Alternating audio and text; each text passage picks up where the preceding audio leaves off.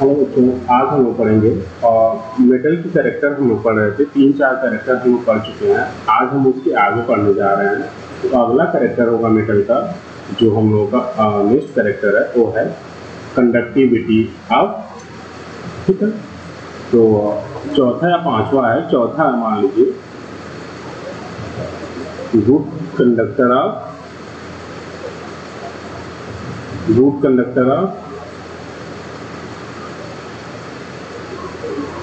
heat and electricity।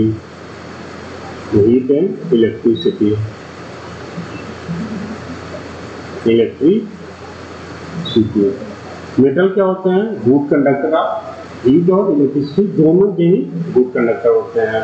इसमें एक exception है, ग्रेफाइट नॉन मेटल होते हुए भी क्या होता है? गुड कंडक्टर ऑफ इलेक्ट्रिसिटी और हीट होता है। ठीक है, इलेक्ट्रिसिटी बेटर होता है। तो अब हम जानेंगे कंडक्टर का मतलब ये हुआ। और यहाँ पे आप देख लो, एक एग्जांपल आपको हम दे रहे हैं। अगर सपोज करो यहाँ पे ये कोई मेटल की रॉड है, मेटल रॉड है। ठीक है, सपोज करो हम इसको यहाँ पे हीट कर दे रहे हैं। ये क्या कर दे रहे हैं? हीट कर रहे हैं हम। अगर ये कंडक्टर होगा, ये क्या है? वन एंड है, ये है सेकेंड एंड है, ये है सेकेंड एंड। अगर ये मेटल होगा तो यहाँ पे हम हीट कर रहे हैं, तो यहाँ का हीट कहाँ ट्रांसफर होगा? धीरे धीरे ये पूरे मेटल में क्या हो जाएगा? ट्रांसफर हो जाएगा। तो यहाँ का हीट कहाँ चला जाएगा? Second and. मतलब अगर कोई चीज मेटल को हम लोग हीट कर रहे हैं तो एक एंड हीट करेंगे तो हीट धीरे धीरे कहाँ कंडक्ट हो जाएगा? सेकेंड एंड या फिर दूसरे एंड तक उसका कंडक्शन हो जाएगा। ठीक है, ये हो गया कंडक्टर की बात। अगर वो कंडक्टर होगा तो किसी भी एक एंड को हम लोग हीट करेंगे तो दूसरे एंड क्या हो जाएगा? ऑटोमेटिक हीट हो जाएगा। क्यों? क्योंकि वो कंडक्ट कर दे रहा है हीट को एक एंड से दूसरे एंड तक। एग्जाम्पल इसका हो जाएगा, तो जैसे स्पून हो गया। अगर स्पून के एक एंड को गर्म करेंगे, मेटल स्पून को, तो उसका दूसरा एंड भी क्या हो जाता है? गर्म हो जाता है। आप देखे होंगे। ठीक है, ये तो हो गया कंडक्टर ऑफ हीट की बात। अब इलेक्ट्रिसिटी की बात देखो। ये सपोज करो एक सेल है, इसमें बल्ब कनेक्टेड है। अगर सपोज करो हम लोग यहाँ पे मेटल का कोई रॉड लगा दे, मेटल का रॉड लगा दे,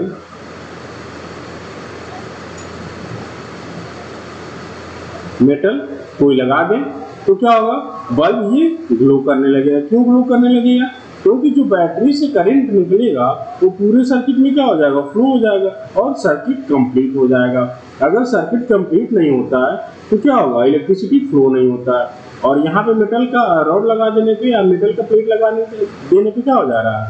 पूरा सर्किट कंप्लीट हो जा रहा है, इसलिए ये बल्ब ग्लो करने लग रहा है। ये हो गया conductor of heat and electricity का। तो इसमें याद रखना है कि metal good conductor of heat and electricity होते हैं। ठीक है, मेटल क्या होता है? Good conductor of heat and electricity होते हैं। अब इसमें देख लो, गुड कंडक्टर का मतलब ये हुआ, अगर जो सबसे बेस्ट कंडक्टर होगा तो एक एंड को हीट करेंगे तो तुरंत क्या होगा? दूसरा एंड भी हीट हो जाएगा।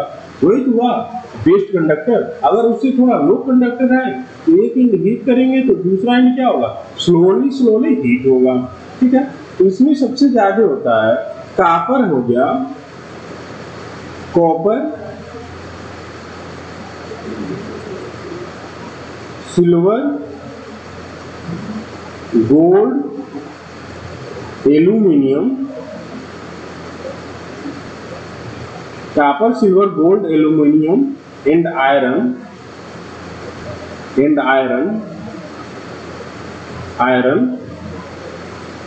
ये सब क्या होता है? गुड कंडक्टर ऑफ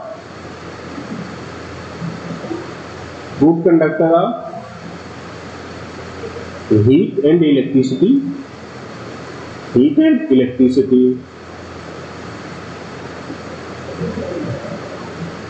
ठीक है, ये हो गया good conductor of heat and electricity.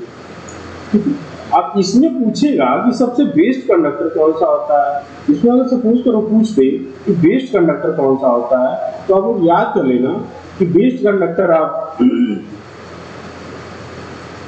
Best conductor of heat, best conductor of heat,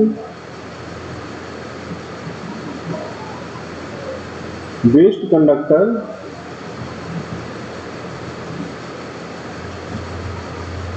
conductor of heat क्या हो जाएगा एग्जांपल, ये हो जाएगा सिल्वर। सिल्वर क्या होता है, बेस्ट कंडक्टर ऑफ हीट होता है। सबसे बेस्ट कंडक्टर कौन सा होगा, सिल्वर होगा। ये आप लोग याद रख लेना। अब देखो, एक अगर कंपैरिजन करना है कि कॉपर और एल्युमिनियम में कौन सा बेस्ट कंडक्टर है, कॉपर और एल्युमिनियम में कौन सा बेस्ट कंडक्टर है, दोनों में कंपैरिजन किया जाए, मतलब बेटर कंडक्टर कौन सा है। तो कंडक्टर तो दोनों ही है, लेकिन बेटर कंडक्टर अगर पूछ रहा है कॉपर और एल्युमिनियम में, तो क्या हो जाएगा, कॉपर बेटर कंडक्टर होता है और एल्युमिनियम क्या होता है, उससे कम कंडक्टर होता है। तो कॉपर बेटर कंडक्टर होता है और एल्युमिनियम उससे कम होता है कंडक्टिविटी उसकी। ठीक है, ये हो गया कंडक्टर।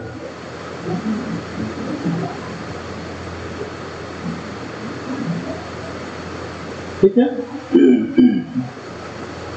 ये हो गया कंडक्टिविटी की बात। तो आप लोग इतना कंडक्टिविटी में याद रखना तो अच्छा रहेगा। ठीक है, अब हम अगला इसका कैरेक्टर पढ़ेंगे, सोनोरस। अगला कैरेक्टर होगा, अगला कैरेक्टर है सोनोरस।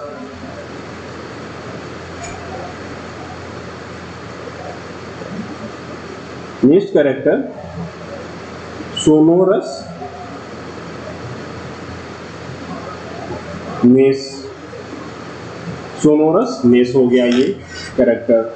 मतलब ये हो गया, इसका अगर हम डेफिनेशन बोल देंगे तो capable of, sonorous means capable of, capable of producing a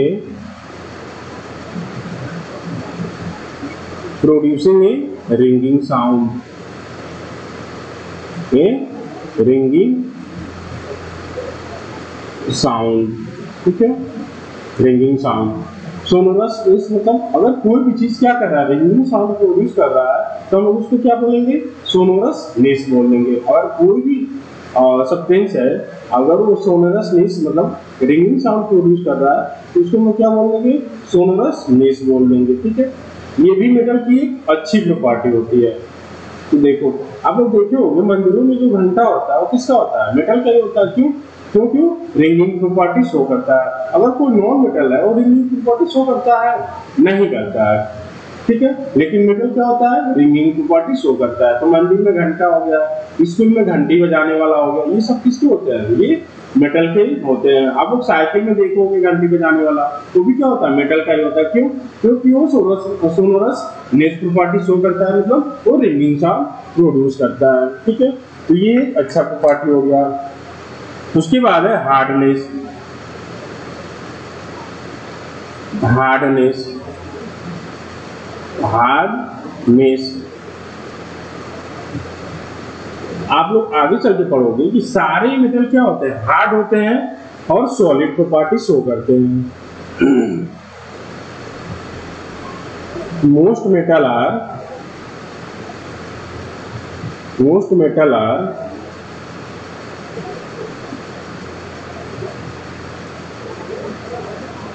hard, most metals are hard and solid in nature, solid in nature।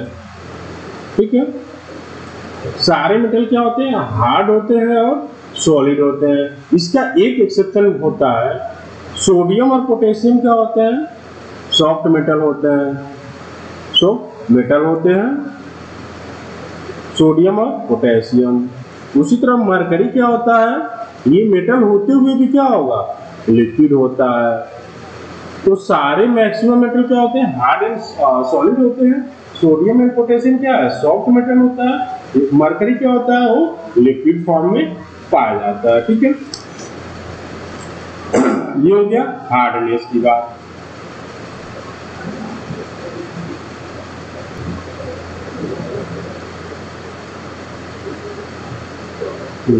तो हार्डनेस हम लोग पढ़ रहे थे।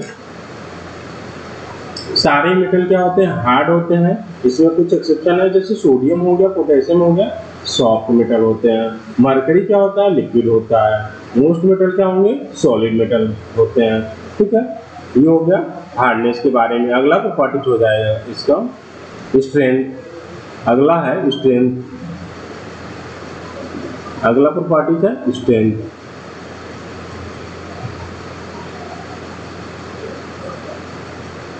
स्ट्रेंथ के बारे में हम लोग जानेंगे। ठीक है, तो ये देखो मेटल्स क्या होते हैं। मेटल्स आर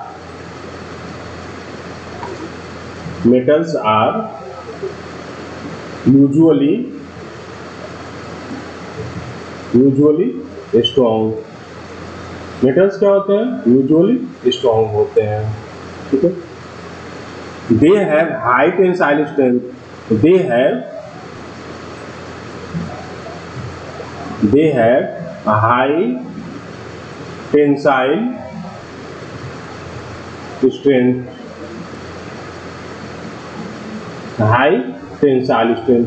टेंसाइल स्ट्रेंथ का ये मतलब समझो कि वो बिना ब्रेक हुए, टेंसाइल स्ट्रेंथ का मतलब ये हुआ कि ऐसा सब्सटेंस जो बिना ब्रेक हुए क्या करे, ज्यादा से ज्यादा लोग अपने ऊपर रोक सके। इसका मतलब ये हुआ metal can hold large weight without snapping या फिर without breaking. High tensile strength का मतलब क्या होगा कि मेटल्स अपने ऊपर क्या कर सकता है, हाई लो बिना ब्रेकिंग के वो अपने ऊपर रख सकता है। जैसे आप लोग देखे होंगे कि जो ओवर ब्रिज बनता है लोहे का बनता है, मतलब आयरन का बनता है। क्यों? क्योंकि आयरन का टेंसाइल स्ट्रेंथ ज्यादा होता है। एल्युमिनियम का क्यों नहीं बनता है? क्यों? क्योंकि एल्युमिनियम का टेंसाइल स्ट्रेंथ बहुत ही कम होता है। ठीक है, तो टेंसाइल स्ट्रेंथ का यूज होता है बिल्डिंग बनाने में या फिर ओवरब्रिज बनाने में या फिर और अधिक चीजें, या फिर रेलवे लाइंस हो गया, ये सब बनाने में, मशीन्स बनाने में यूज हो गया। तो टेंसाइल स्ट्रेंथ का यूज कहाँ होता है?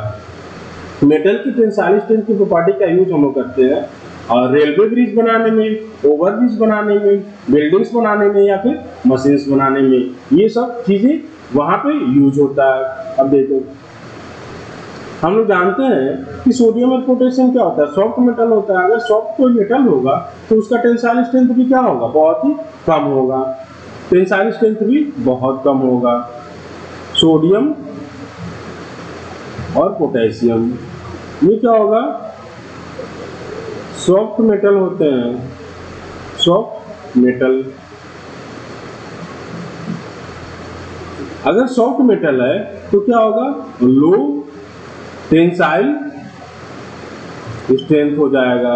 अगर कोई भी चीज सॉफ्ट है तो उसका क्या हो जाएगा, टेंसाइल स्ट्रेंथ बहुत ही लो हो जाएगा। ये हो गया टेंसाइल स्ट्रेंथ के बारे में। अब हम एक दो प्रॉपर्टी जल्दी जल्दी देख लेते हैं कि कौन कौन सी हैं। ठीक है,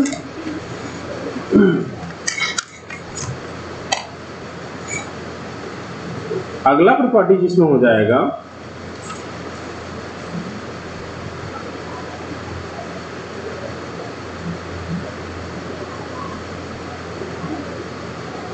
अगला है metals are solid. Metals are solid at room temperature.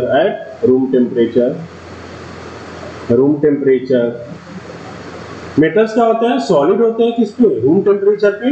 Exception इसका कौन सा है, मेटल कौन सा है इसका एक्सेप्शन? केवल मरकरी है जो रूम टेम्परेचर पे क्या होता है, लिक्विड होता है। नहीं तो सारे मेटल्स क्या होंगे, सॉलिड होंगे रूम टेम्परेचर पे। जैसे सोडियम हो गया, पोटेशियम हो गया, आयरन हो गया, गोल्ड हो गया, एल्युमिनियम हो गया, सिल्वर हो गया, ये सारे क्या है, मेटल हैं। ये सारे ही मेटल्स के एग्जाम्पल हैं। और ये क्या होंगे, सारे ही सॉलिड होंगे। ये सब क्या होंगे, solid at room temperature. Solid at room temperature ये क्या हो जाएंगे, सॉलिड होंगे। सोडियम और पोटेशियम क्या होता है, सॉफ्ट होते हैं, लेकिन वो क्या होगा, वो भी रूम टेम्परेचर पे सॉलिड प्रॉपर्टीज को ही शो करता है। ठीक है, ये हो गया कि मेटल क्या होते हैं, सॉलिड होते हैं रूम टेम्परेचर पे। अब हम लोग देख लेंगे अगली प्रॉपर्टीज के बारे में।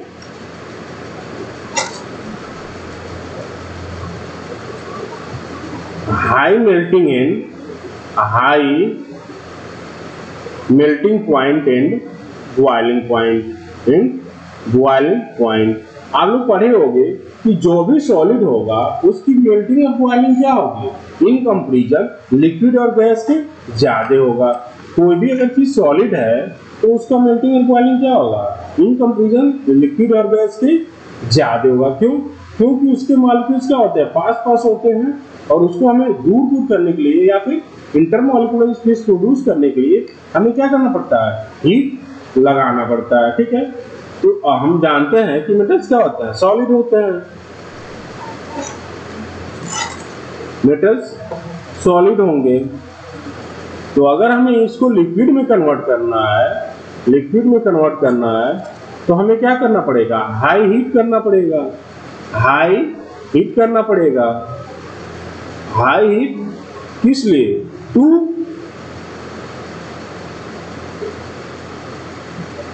प्रोड्यूस इंटरमॉलिक्यूलर स्पेस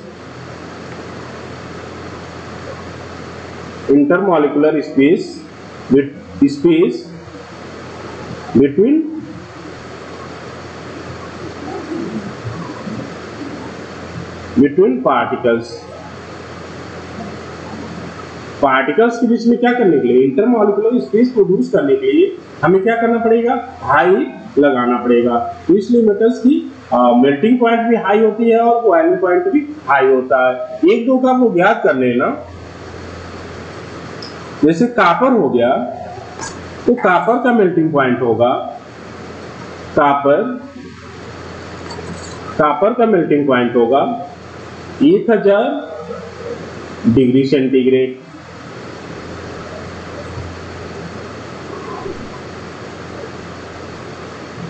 उसी तरह से देख लो आयरन का हो गया, उसका भी क्या होगा, ज्यादा ही होता है। आयरन का भी 1000 डिग्री से ज्यादा होता है। कापर का 1083 डिग्री सेंटीग्रेड हो गया। तो आप लोग बेसिकली ये समझो कि मेटल्स क्या होते हैं, हाई मेल्टिंग पॉइंट शो करते हैं और बॉइलिंग पॉइंट ज्यादा होता है। क्यों?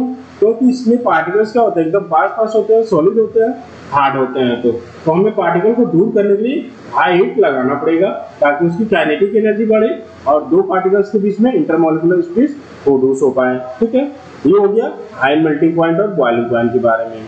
डेंसिटी के बारे में देख लो, मेटल्स की क्या होंगे, metals have high density. Metal have high density.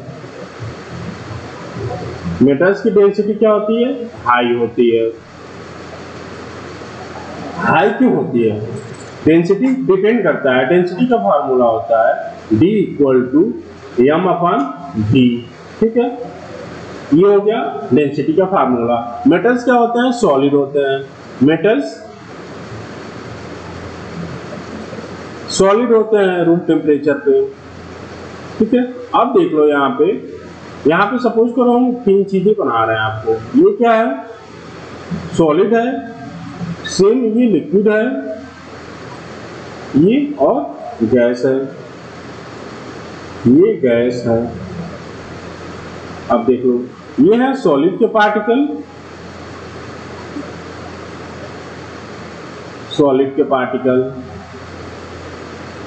ये है गैस के पार्टिकल, ये है गैस का लिक्विड,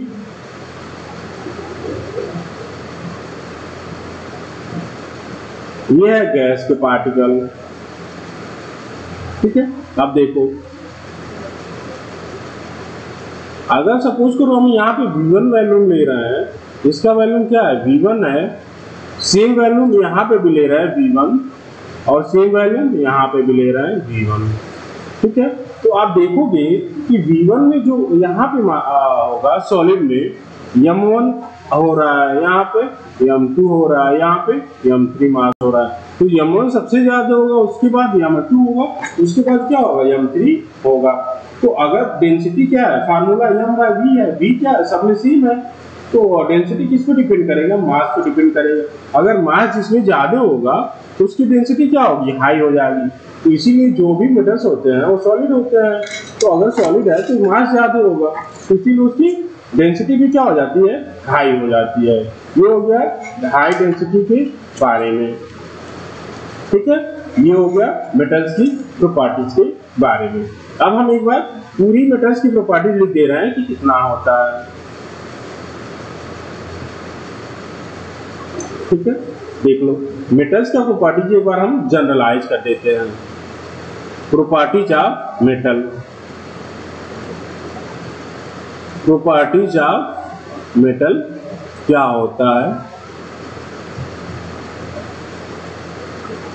मेटल्स। तो पहला प्रॉपर्टीज हो जाएगा सॉलिड होगा, दूसरा होगा हार्ड होगा, तीसरा होगा मैलिएबल होगा, मैलिएबल होंगे मेटल्स, चौथा होगा डक्टाइल, डक्टाइल, पांचवा होगा सोनोरस,